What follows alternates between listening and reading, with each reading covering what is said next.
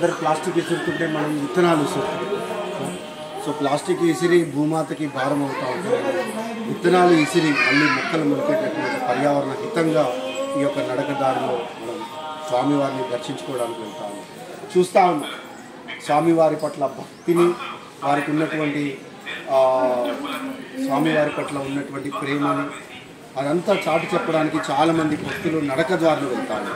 కానీ భక్తులు ఎక్కడ పడితే అక్కడ ప్లాస్టిక్లో తిని వాటిని కనీసం డస్ట్బిన్లో కూడా వేయకుండా వారి యొక్క బిహేవియర్ ఉన్నది. ఆ స్వామివారిని వేడుకుందాం. ప్రతి వచ్చేటటువంటి భక్తుడు కూడా ఈ భూమాత పట్ల, ప్రకృతి పట్ల భక్తితో, శ్రద్ధలతో వాటిని ఇది చేసి ఈ పరిసరాలన్నిటిని కూడా పరిశుభ్రంగా ఉంచుకుంటారు. అలాంటి జ్ఞానాన్ని సాధారణంగా ప్రజలంతా మంచి ఉద్యోగం రావాలని, లేదంటే మంచి ఆస్తులు రావాలని, లేదంటే పుత్ర సంతానం కోసం, తర్వాత ఇంటి నిర్మాణం కోసం వారి యొక్క ఇది చేసుకోవడానికి వాళ్ళు వస్తూ ఉంటారు.